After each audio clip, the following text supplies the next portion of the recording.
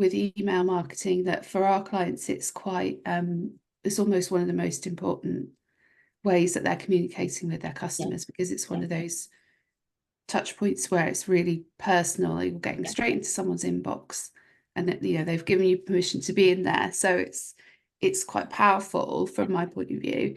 Is that something that you would agree with? It's like, Yeah, for sure. I mean, email is, I think it's often overlooked as a channel. You know, it's not particularly like flash or sexy as a channel. You know, it's been around for a while, and everyone sort of knows what it is. It's not the sort of the new kid on the block, but you know, the reason it has been around for so long is that it is, you know, is very effective. I think the sort of the stat at the moment is that it produces 4 times ROI. So, you know, whenever you're investing in email, often you know, you get 4 times back. And so it's a hugely powerful channel when you get it right. You know, it's very easy to go in and sort of stick something in place or send a quick email out to people. But I think actually when you give it a bit more thought and it fits into your overall strategy, and yeah, you're actually focusing your attention on creating those long-term relationships with customers via email, then it can be a hugely powerful tool. But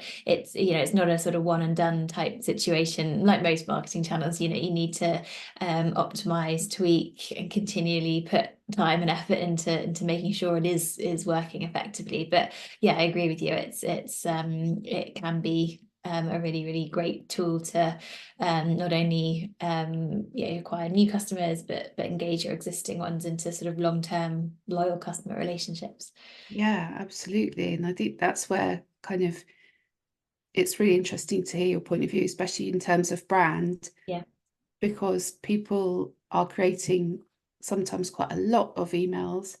And so when you're creating content or marketing assets that are quite rapid turnover, like email or social media, or whatever, what do you see as being like the most powerful way you can use your visual branding on an email or in that kind of campaign? Yeah, I mean, so there's sort of two sides to email. I think we often help clients initially focus on their automations. So all of the emails that are running continually in the background. So things like your abandoned cart or your welcome series or your post-purchase series, or any of those sorts of automated sequences that might be sort of 5 or 6 emails long, that are then just running in the background. Yes, you need to optimize them, but they're there. And then there's the other layer, which is your campaigns, which are more ad hoc, might be for your promotion, sales, information that you need to pass on to your customer on a sort of ad hoc or one-off basis. And I think in both cases, design is obviously important. You know, it's people often, I think I read the other day, have up to sort of 3 inboxes or 3 email addresses. You know, I definitely have at least a few, with your work one, personal, and some people have a sort of throwaway type inbox where they're just sending stuff that they don't really, you know, spam to, essentially. And so there's a lot of competition to try and get in front of, not only get in front of your audience, but actually get them to read what you want them to sort of, you know, the information you want to get across. And so design plays a huge role in that, and the content in general. I think we find that keeping things quite simple and having one key message or one key action that you want someone to do per email. Often people get carried away and will put, you know, here's one thing we want you to do, but also buy this, but also click here, but also do this. And then you end up overwhelming your customer or your potential customer, and they end up doing nothing. So I think one key learning and takeaway for us is to always continue to have one key message that you want someone to do, or one key action, one call to action button, not multiple, otherwise it can get very confusing, or one core one at least. Other things from a sort of design perspective is to have that sort of visual hierarchy, and you'll know all about this. So having sort of your core message at the top, and then leading down towards that main call to action, and then your sub content sort of below that. Having lots of lovely imagery, illustrations, GIFs work well when they're used sort of sparingly.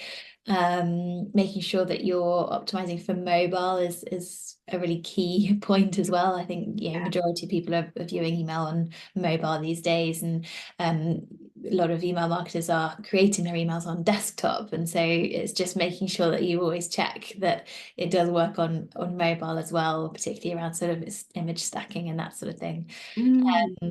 I've sort of forgotten your original question now, but I think that there is some, hopefully I've sort of semi-answered it, but there are some sort of the initial design elements that we'll often think about when working with a new client. Yeah, I think that sort of leads me on to a question that I often wonder about, and it's a very specific question, which is logo at the top or logo at the bottom? Oh, good question. We always put logo at the top. I think it helps with that kind of, the branding, brand awareness. Gives, if someone is scrolling or quickly flicking through, they instantly see the logo, they know who it's from, hopefully.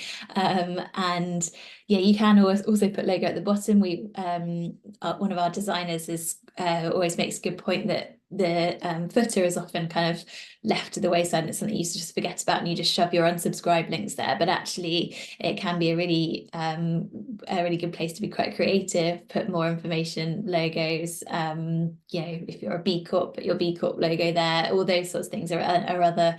You can use that bit of space a little bit more creatively than just having a boring old unsubscribe link, which doesn't need to be there, sadly. But there are other ways to use it. But so I guess the short answer is we suggest logo at the top works quite well.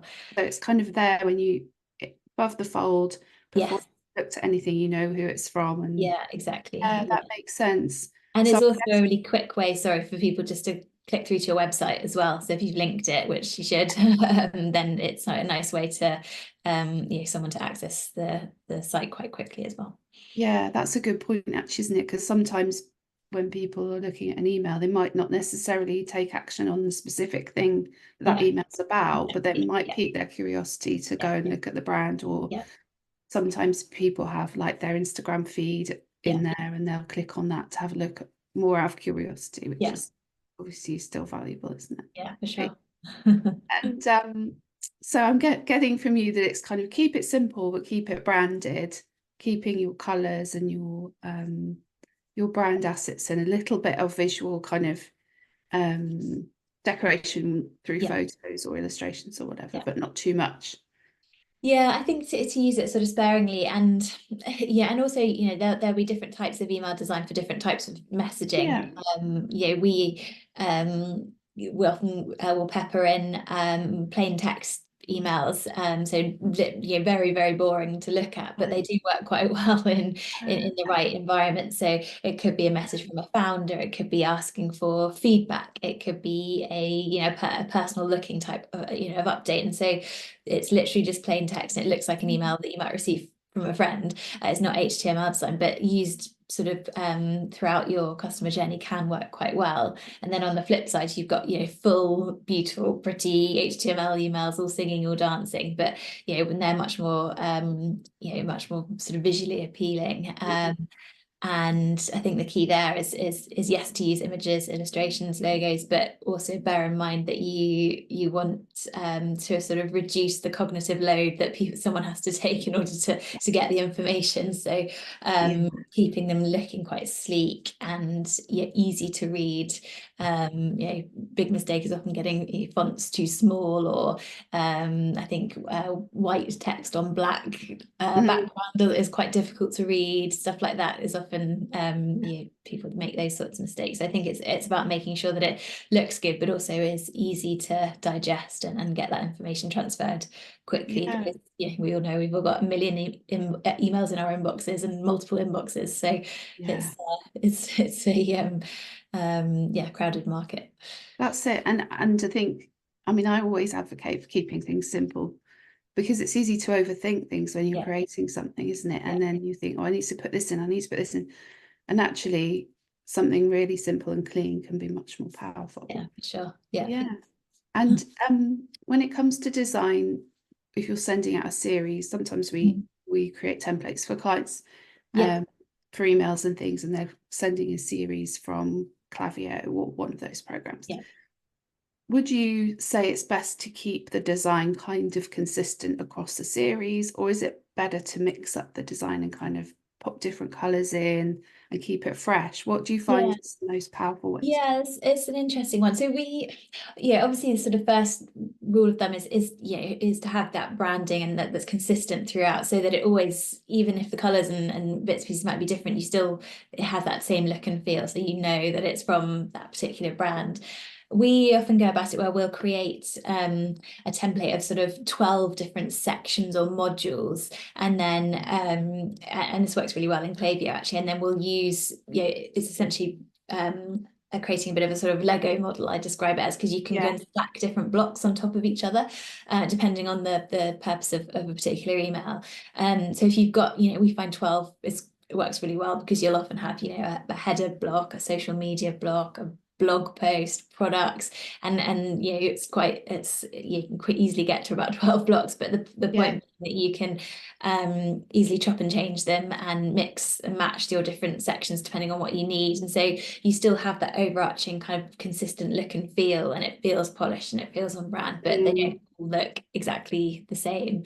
So I think that's probably, sounds like you're going about it a similar way, where you've got that initial template or initial design, and then you can sort of stack use it in different ways, essentially, depending on what you need. Exactly. Yes, that is how we've been doing, and sometimes within limits you can change the background color of a block, or you can mix up an image or whatever, just to give it a little bit of freshness. But and seeing that old with new, isn't it? Yes. And I guess it's shifting all the time as well, isn't it? What different, I've had emails this week that look completely different from each other, like some really plain but with a bunch of different gifs in, and then some that are really, really polished. And I guess like Victoria Beckham Beauty, she sends me emails and they're really kind of slick and lots of white space and just photos, and there's others that are a little bit kind of movement, there's movement and feel a bit more chaotic, but then that's probably intentional as well.